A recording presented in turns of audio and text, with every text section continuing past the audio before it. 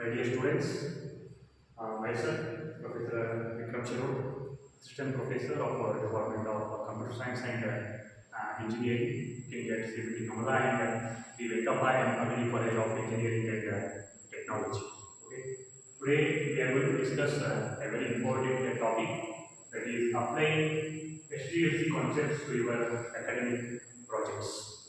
So the SDLC sense here is software development life cycle. It's a very important topic that all of you might have already learned or you are supposed to learn in a subject called software engineering. So there we are going to learn how actually a software will be get built. Okay, how exactly in IT industry software as a product that is going to be get built.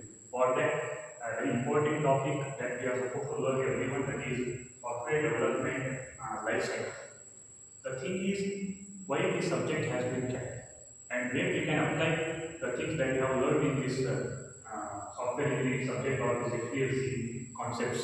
Okay, so basically as a part of our engineering career, all of you are going to come up with minimum 2 projects in your engineering career. One is, you can call it as a mini project, and another one is the major project. So if you are going to carry out this mini project and major project, how effectively you can apply these software development lifecycle concepts to develop your softwares.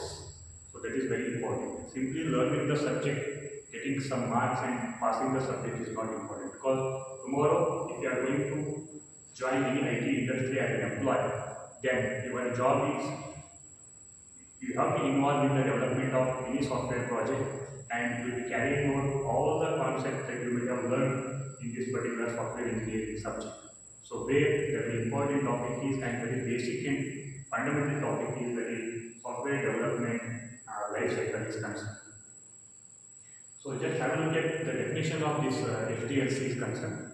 So software development life cycle is a structured process, so that is used to design, develop and test good quality software. Okay. So whether the software that you might be developing as an academic project, it might be a mini project or major project. Okay. Please try to inculcate each and every concept steps that you have learned whenever you are going to develop software as a product. Okay. Even though it's an academic project, even though it is not an IT industry related, okay, not with respect to the standards are concerned, it's our duty to learn how actually we can inculcate the concept that has been learned as a part of SDLC in our academic project. Then it will be very easy for you people to cope up with the industry requirements. Okay. So starting with the main phases of SDLC, so it is having totally 6 different phases over here. So it will always start with the planning. Okay. Second one is define, third one is design, the fourth one is building, testing and deployment. So normally what we think, whenever we start developing any software, we need to think of developing software is just like writing a code or programs. So that is not the actual development of software. Okay, that is not only the job. So apart from writing the code, we are going to do so many things, so many tasks and activities that we are going to execute. Okay, even especially in IT industries are concerned. Okay, so writing a code or programming is only a small part of developing any software as a product. Apart from that, there are many other things that normally we are supposed to do. Under that, the very important thing is planning. Okay, in the planning, it will start with, okay, so what I need to develop actually, what is the actual problem for which I am developing the software, what is the possible solution here, okay, what are the objectives for developing the software, then who are the customers for who are the stakeholders, end users, how it will be the software is useful for them, what functionalities that I am supposed to include in my software as a project, okay, and what about the budget, financial constraints, okay, skill set, technology which is required, human resource required, everything that as an IT company is supposed to think of whenever they will start any software development as a project. So that comes under this planning, even including the scheduling, when the software development that project should start, when it should complete, what about the deliverables, milestones, okay, which phase should be completed when, everything we have to plan. That is what is what the planning. So like that, there are totally 6 phases are there, and how these 6 phases that we can adopt in our academic projects, so that we can also learn, okay, the things that which have been learned in this SDLC. So starting with the planning and requirement analysis. So just have a look at this diagram. So in the planning, we have to start with defining the project scope. Then we need to set the objectives and goals. Then resource planning. Okay. So the very first question arises, as a student, tomorrow if I am going to carry out one major project as a part of my academics, then very first thing is, first I need to define the scope of the project, okay, the problem statement of the project, for what problems that I am supposed to write this develop this software, what are the objectives of the software to be get developed, what are its goals, and if I want to start developing this software, then what are the resources which are required that I need to plan. That is what I want the very first way, that is planning and requirement analysis. So as a student or as a team of our students, so we need to think of whether we have gone through all those steps while defining the problem statement. That's very important, because whenever I want to develop a software, I should have a kind of innovation in my mind, whether similar kind of software is exist or not. If it exists, then how my software is different from the existing software. Okay, and if the software is already exists, then what about the type of solution that they have come up with? Whether my solution is better than the existing software solution. Everything we need to think. Okay, apart from that, even it also includes the requirement analysis. So this is very important stage of my software development beginning. So before going to start any software, thoroughly I have to define a variety of different kinds of requirements should be get defined. Okay. So now the question comes here, what are these requirements? So there are different kinds of requirements. I will be functional requirements, non-functional requirements, interface requirements, domain requirements. Okay. So variety of requirements will come into picture by developing the software. Okay. See, for example, if you are going any lab, even if you are writing a single program, okay, then you should aware of what is your problem statement. Simply we never go to the lab and start writing the program, okay, then after finishing the program, give some input, get some output. Knowing or unknowingly, we are all following this SDLC, even if I am writing a single program there. Okay, assume for example, say I am going to a C lab, I am supposed to write or develop a small program for calculator there. Okay, if I am developing or if I am writing a code for small calculator, then also I need to apply all these phases. For example, say requirement analysis.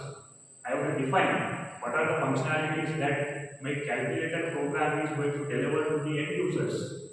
How the end user can use my calculator. What are the functionalities that it is going to provide. What type of mathematical operation that I can provide to this calculator software. So that I need to make a list. They are all called as what? The functional requirements.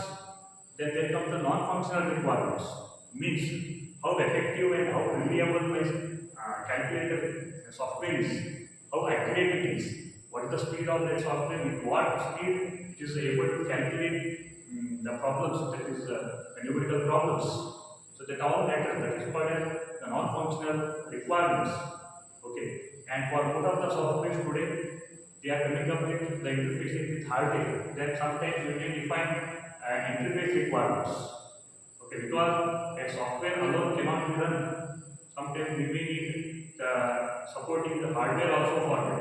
So if you want to integrate the hardware to the software, then we need some sort of the requirement which will arise. They are called as what? The interface requirements. So similarly, you may come across the different domain-related requirements. So domain in the sense here, what? For example, say if I am developing a banking software, then we should know how actually the banking system will work. What about the different types of employees working there? Okay, what about their expectations? So what about how the bank will run? That everything that we should know that, because being a software engineer, I don't know how exactly the bank runs because that's not my domain. My domain is what IT. I mean, okay, information technology. I might be very good at Java. I might be very good at Python. I know how to write the program, but actually for what purpose I need to write the program, that I should learn from how, only from what? That the people who are working in that banking sector, because they are having the domain knowledge. Okay, so from such people, there are different kinds of requirements will be get arise. They are called as what? The domain requirements. So like that, the variety of requirements that we need to define. Even tomorrow, if I am going to start my own project for my academic, then I have to define all these functional requirements, non-functional requirements, interface requirements, all such kind of requirements I have to define in a proper way. Okay, so that is the first phase that we have to include as a part of this activity, that is called as planning and what? Requirement analysis. We should have a proper scheduling plan also. When my software development should start, when it should end, what about the different phases. Everything should be get planned. And apart from that, the resource plannings are concerned. Okay, what are the technologies are needed for it? Okay, what about the skilled persons? Or what about the human resource? If it's an IT company, they have to come across all these things. The same thing is applicable for my academic project also. So within a one semester, okay, within how many days I can start and how I can finish it. What are the different technologies that I need to require? Whether I need to pay some money and purchase the technology or something, software or hardware or any tools. So that is called about resource planning and budget also. How much money that I can spend on my project? What is the cost of finishing this software as a product? That I should have well planned. Okay. Second one is defining the requirements. So in the defining the requirements, see there, just now I told functional requirements, then technical requirements, then requirement, reviews and approve. So the very important thing is, as a student, for my major project or mini project, I need to think, okay, we have to define whether we have defined the complete list of all these kind of requirements and they have been reviewed and what? Verified. Because defining the requirement is not an easy task. Okay. For example, see if I am developing a software for my own library, in the college library, general library, then there are many people who are all working in the library because they are the stakeholders. Then the student will be there, they are also what stakeholders. Then the person who is supplying the textbook to the library is also a stakeholder. Then they are all using my software, it means that they are all the end users. They are having their own kind of requirements, functionality, services that they are expecting from my software. Then I need to go and meet them. We have to collect and gather the requirements. Okay. And all those people who are all giving the requirements, they are all non-IT people. They are all non-technical people. Okay. They are defining the requirements in their own natural language. It's not so easy to understand and develop or design as per their requirements, the software. It will be very difficult because simply they are giving their requirements or their thoughts in a random way. Then, as a technical person, it is my job to convert all those raw defined requirements in terms of a proper specification. Because in software engineering, writing the requirements is also a particular skill set. How we can represent or how we can define these all different kind of requirements. Either it may be in terms of text format, or it may be in terms of graphical format, notations or pictures, or it may be in terms of the formal methods like mathematical representation. Okay, so there are variety of ways are there in which you can define your requirements. So that is why normally we are going to use the standard template to define my functional requirements and what the non-functional requirements. So like that, as a student, I have to collect and I have to define what all the functionalities or services to be given by my software that I am planning to develop as my academic project. That I have to make a list. I should go and approach the variety of different stakeholders or end users. I should listen to them and collect their ideas and what views. So later I should sit and start writing what for defining all the requirements. So this is how we have to define the requirements. And after defining the requirements, we cannot accept every requirement which are coming from the stakeholder or the end users, because everyone's views are different. Most of the requirements will be ambiguous, they might be incomplete. Okay, that is why we should go for what? Requirement reviews and what? Approve. So we have to review the requirement, we have to verify the requirement, we have to what? Validate the requirement, whether the requirements are properly defined or not, whether the requirements are complete or not, okay, whether the requirements are consistent or not. So everything, and very important, the requirements are realistic or not. Because as an end user, I can define any requirement. See, for example, say for an ATM system, as an end user or as a customer, I can expect I want the withdrawal of money sitting at my own place.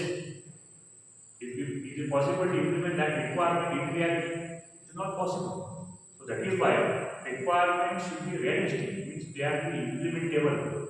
Okay, and requirement should be one testable. Tomorrow, if I design and develop this requirement, I should be in a position to test that whether this requirement has been properly implemented or not. Okay, everything should be done under this defining the requirements. And the next one is designing the architecture. So when I complete the second phase of defining the requirements, I will get ready with the SRS, that is a software requirement specification document.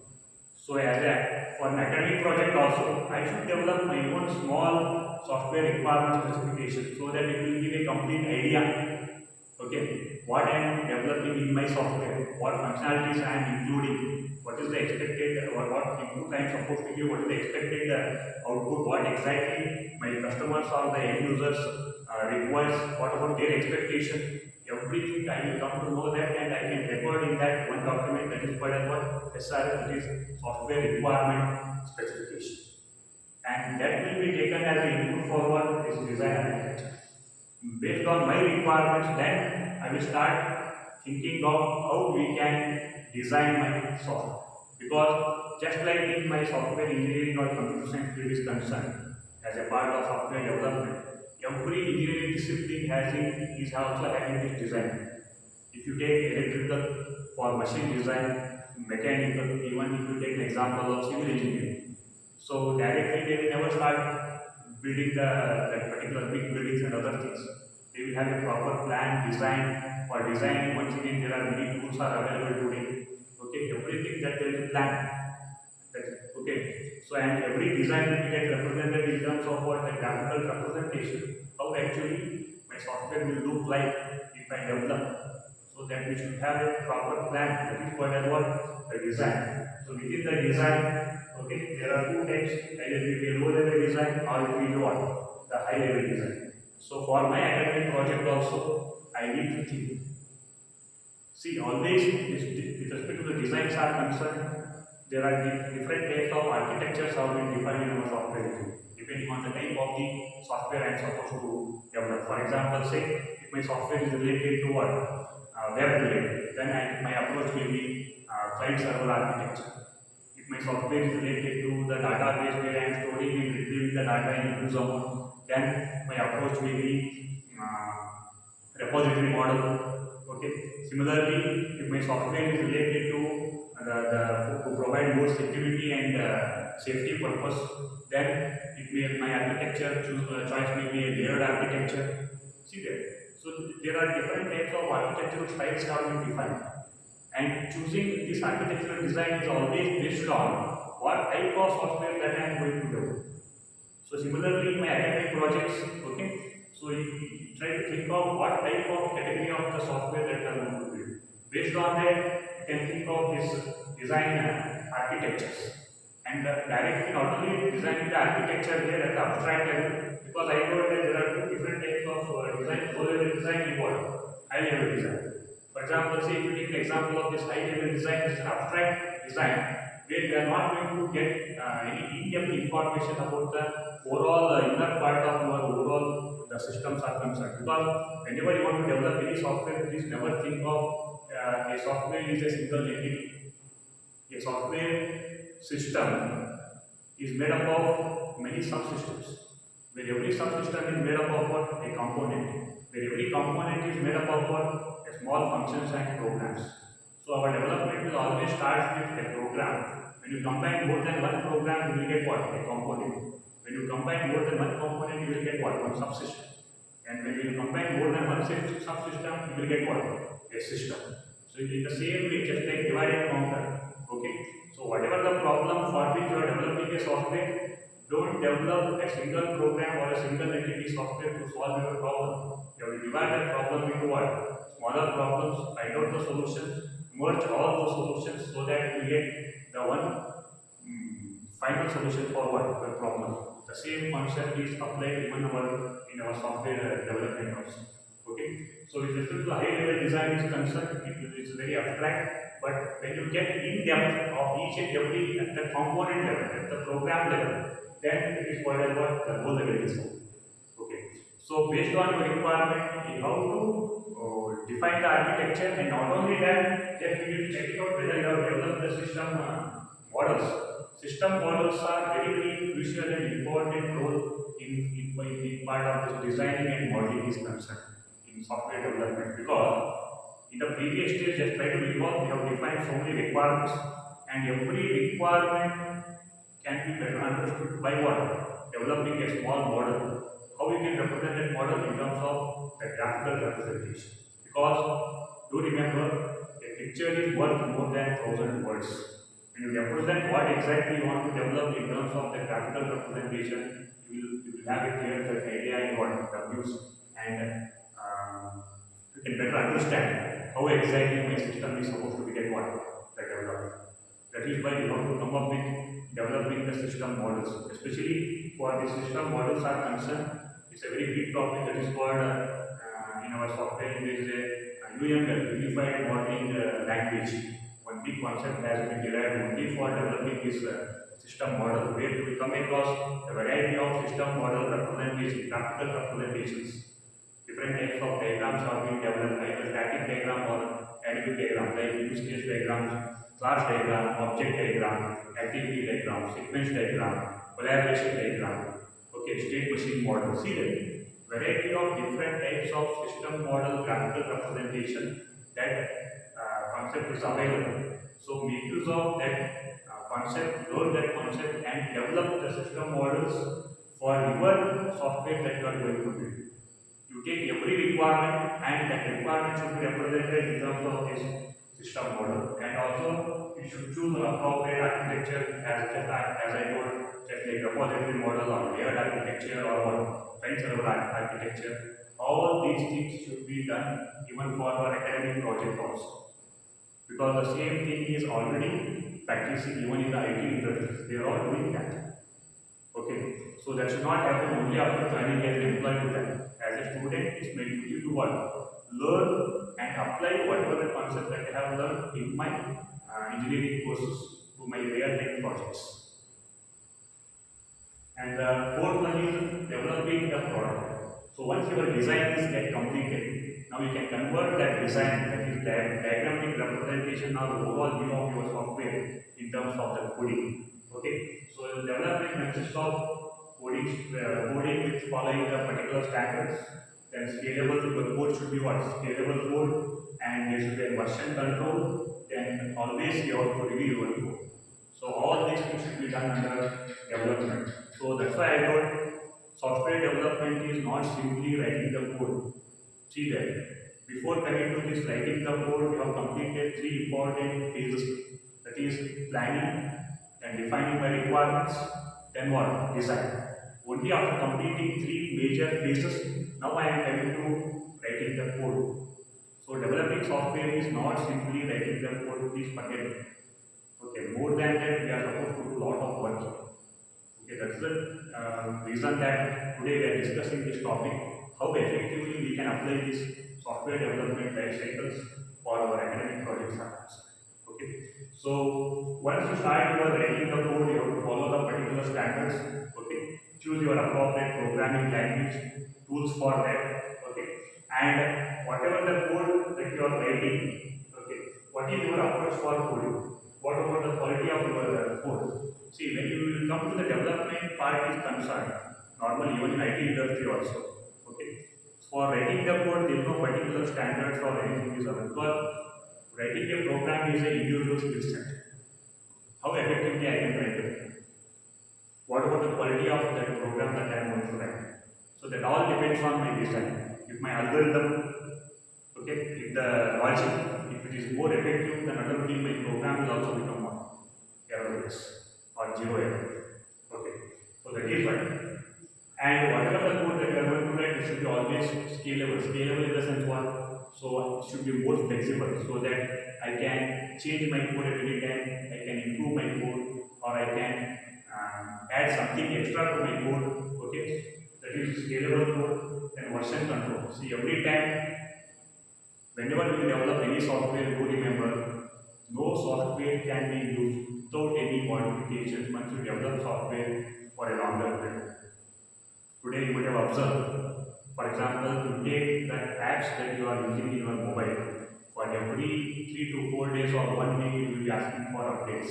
What's the meaning of that updates that is coming? Nothing but my application software that I am using, they are all undergoing modifications. It means that they are adding more and more features. Why they are adding more and more features? Because it's an expectation of the end user. The customer is asking to change something, to modify something. Okay, or you would have come up with a new idea that you want to add to your existing software. It means that you are changing the code, you are modifying the code. Okay, so that is to be done. That is nothing but your version control. Every time when you come up with the new updated software, that is called as the new version of your software. So then you might have come across it. Okay, many of the softwares are having that version number 10.1, 10.2, 10.3. What is that? It means that the same software which is upgraded with respect to the technology is concerned, with respect to the functionalities or services to be provided to the end users are concerned, we have to update because we cannot use the same software for 5 years or 10 years. Okay. Then, after writing every code, there should be a code review. Normally, in our software engineering, there is a very important task we have to perform inspection. Inspection is one type of technique with which we can find out the quality of my code, any mistakes are there, any bugs are there. Okay, because only the job of developer is not simply to write the program and hand over it. No. So they should prove that the written code is what 100% perfect, or there is no errors in or bugs in that particular code. For that, we have to go with code review. The same thing that we are supposed to do as an academic project. If I am writing a code for some functionalities, then I should verify that particular code with what variety of inputs, because I know the expected output. Okay, and I should not stick to myself to check it out with few testing samples. Okay. Then next one is product testing and integration. See, once my software is ready, now my job is to what? Test the software. Okay. So testing software, once again, it is having a different types of testing I am supposed to do whenever I will be developing any software as a product. In IT industry also, software testing plays an important and crucial role because in most of the IT industries, whenever they are developing the softwares, before releasing that software to the market, okay, it is their duty to make sure that their software is not having any kind of errors and bugs. Okay, not only that, they have to prove that the software which has been developed, it has met all the requirements which are been defined in the first phase. That is, defining your requirements. Because these requirements are the actual expectations of your end users. Do remember. Okay, tomorrow if you release your product, software product to the market, okay, the customers are not happy with your software. It means that okay, you are not properly implemented your software according to the requirements of what the end user, and automatically your software will get rejected in the market. So that should not happen. So that is why in testing phase is concerned, okay, to start with the system testing and manual testing and automated testing. So anyway, today all of you might be knowing that there are a variety of testing professionals that will be skilled persons will be get recruited for the companies only for testing the softwares, and not only that, okay, I will create a manual testing or lot of testing tools are available. If you are master in that, okay, then you will get recruited. And apart from that, as academic projects are concerned, there are a variety of testing I am supposed to do. So system testing is not only the testing that we are supposed to do actually. Before coming to the system testing, okay, as a whole, because I told my software is not developed as a single entity, it is developed in terms of part by part. Okay, for example, say if I start with one single program, sorting program, okay, so that is called one program is called as one unit. If I am going to test my sorting program as a developer, then I will be calling it as a unit testing. Okay, so like that, if I develop two different programs and if I integrate those two programs, then there is the testing called integration testing. Once I will get integrate more than number of units, I will get what? A component, and I should perform the component test. When I will combine more than one component, then I will get what? A system all together, then I can call it as a system test. So this is the procedure that we need to normally follow. Clear? Because we don't know that simply saying that all programs have been developed, you integrate and test one time, that is not work out. Because we don't know, okay, where errors and bugs are there in which part of my software. So that is why your testing should always start with at the thread level. That is what unit testing, which is called as program by program, that you have to test it. Okay. So the thorough testing needs to be done, and basically this testing is also known as verification and validation. Okay, so here you are going to prove that okay your software is 100% perfect. Then finally, when you release that software to your end users, to the market, okay, that at that time the actual end users are going to use your software with real time data because they don't have any constraints. You cannot ask them to you should use like this one. They can give any type of input and their expectations are different. Okay, so they will test with their own real time data. That is what normally we call it the acceptance test. Acceptance testing will always prove that whether your software as a product which has been accepted in the market by the end users or not. That is what I want an acceptance testing. So like that, a variety of different ways of testing that we need to perform. The same thing is applicable even for our academic projects. So that is our job. Okay, especially if the testings are concerned, we need to come up with the test cases. For example, say if I am writing a searching program. Okay, so if I am writing a searching program, with what are all the different test cases, I can check whether my searching program is working correct or wrong. For that, we have to define the test cases. So normally in our day-to-day academic works are concerned in the lab. Okay, we will write on the small, that is a binary search program, and we will give some set of numbers, and the number to be get searched, and our inputs will be very simple. You search one number, and it will say yes, search is successful, finished, and you will say that my program is what? Working fine. But that is not the complete testing. That is not the complete validation of your program. Okay, so you have to come up with the variety of different inputs with different test cases. For example, say if you are giving input, initially you have to search for the middle number, then you have to search for first number, last number in the list of numbers that you have given as input, and last but one number, last but second number, like this. You have to search for different position numbers, and also you have to search for unsuccessful search. Your input, you give the number which is not existing that, then also your program should say that which is what? Not found. So with all these different possibilities you have to check, then only you should conclude that your searching program is 100% perfect. So that we need to do even for our academic projects also. And the same thing will be done even in the industry also. So that is why in testing we have to write the test cases for that. Okay, writing the test cases. What is the different sort of inputs to be given? What is the expected output? And everything we have to plan in the beginning itself to perform this testing is concerned. So once the testing is concerned, deployment and what? Maintenance of the product.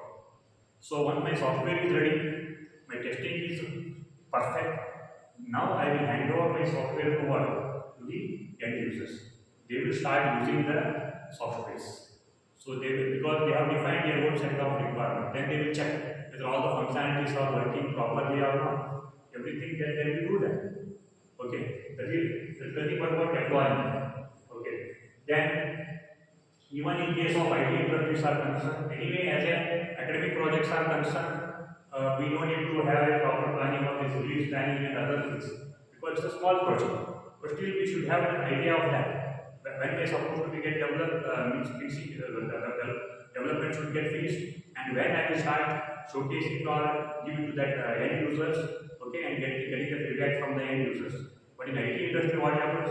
See there, deployment and maintenance we start with release plan, means when they are supposed to release that software to the market, then deployment evaluation, and once it is deployed and the end user will start using your software, then there starts the maintenance because the end users are coming up with different problems.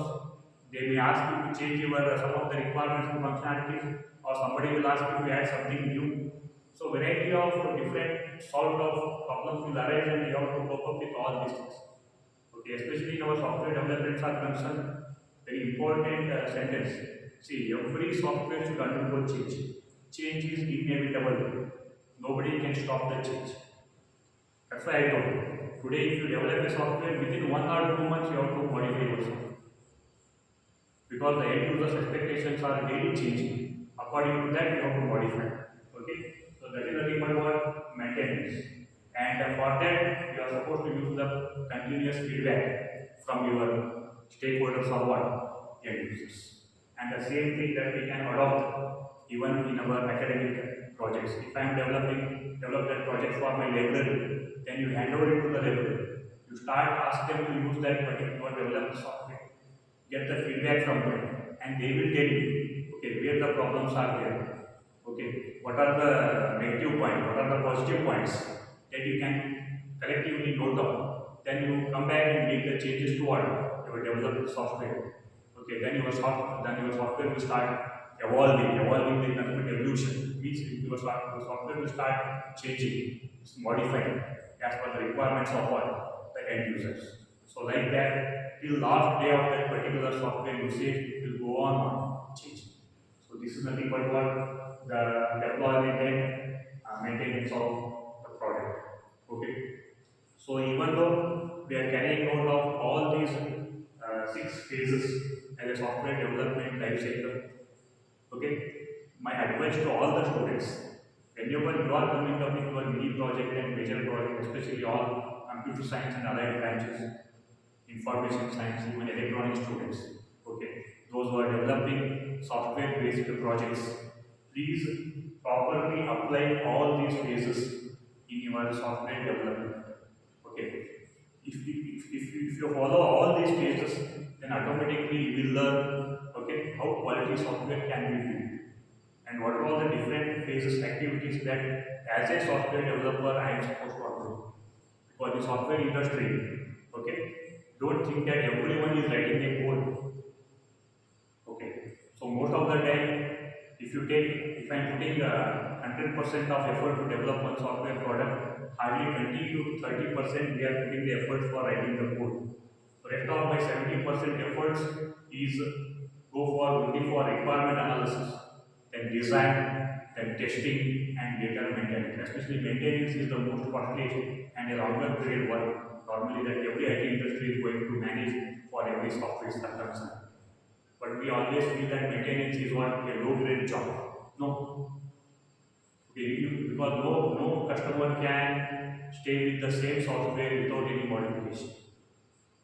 Is it clear? Okay. So please, every student, please go through this particular contents, okay, and try to adopt whatever the software development life cycle concept that you have studied as a part of your software engineering. Please inculcate all these concepts for your implementation of mini projects and major projects so that you will practically learn, okay, how you can apply this theoretically learned concept in terms of your real time, day to day carrying out of your mini projects or what the major projects. So that is the main objective of this particular lecture that I have prepared over here. Okay, so all the very best for your projects to be carried out as a part of your academic career. Thank you, Manoj.